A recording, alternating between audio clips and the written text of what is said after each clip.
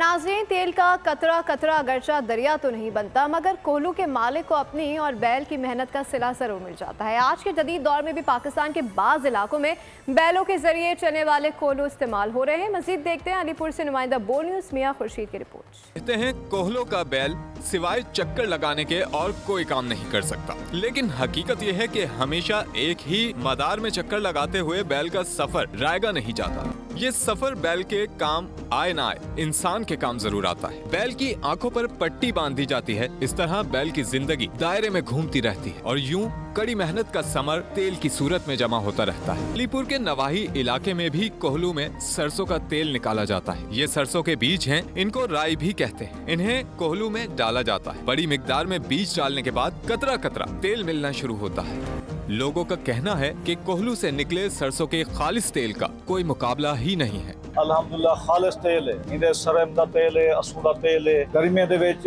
ठंडा थींदे और सर्दियों दे अंदर ये गर्म थींदे। अल्हम्दुलिल्लाह जिस्म वास्ते मुफीद है और खालिस चीज है कि जेड़ा जानवर कमजोर होवे हुको अगर खल दित्ती वंदे, इंदा जेड़ा खल निकलदे वो जानवर खोसी अल्हम्दुलिल्लाह सेहतमंद थी वे।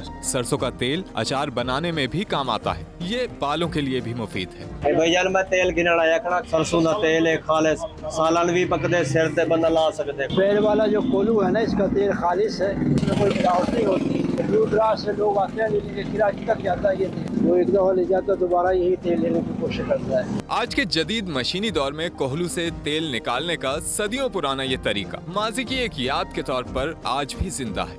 कोहलू के जरिए निकला हुआ सरसों का तेल न सिर्फ खालिस होता है, बल्कि ये माजी का भी खूबसूरत अक्कास है। कैमरामैन मोहम्मद अहमद के साथ मियां खुर्शीद, बोल न्यूज अलीपुर। सब्सक्राइब करें और बेल दबाएं ताकि कोई खबर रह न जाए।